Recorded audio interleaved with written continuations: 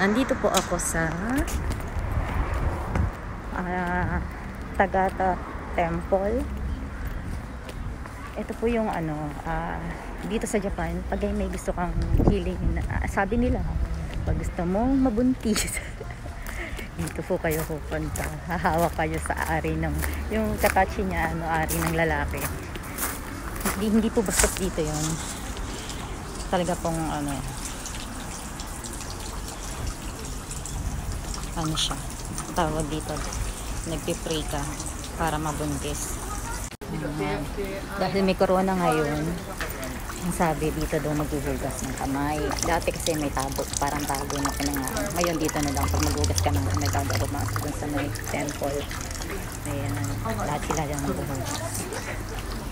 Daming tao ngayon, mga bata, parang may parang event. Ang cute ng bata, diba? Ang cute ng ayan,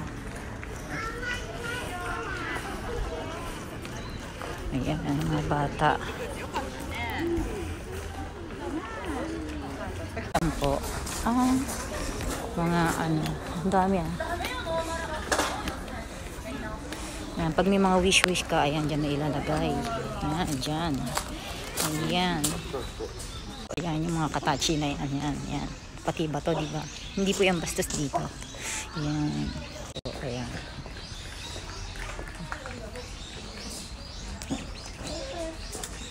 Dadasal ka dyan. Ayan po. Ayan, ayan.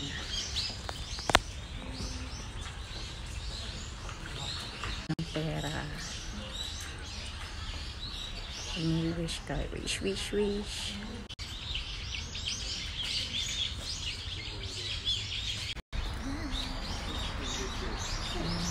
Mag-wish sila.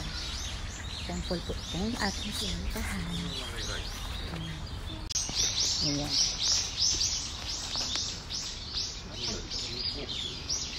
Mga kwerte siya, pero hindi po basta dito yan sinadasalan talaga, parang nila rito. Ayan.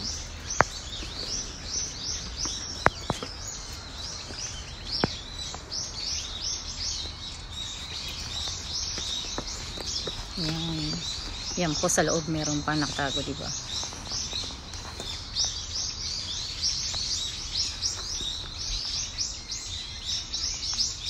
Yan.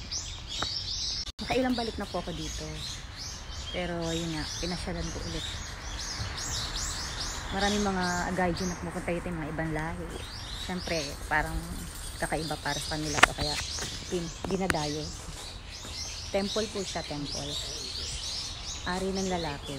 Pag mga gusto magbuntis, magkaanak, yung mga ganun. Sabi nila, yun ang sabi nila. Ayan.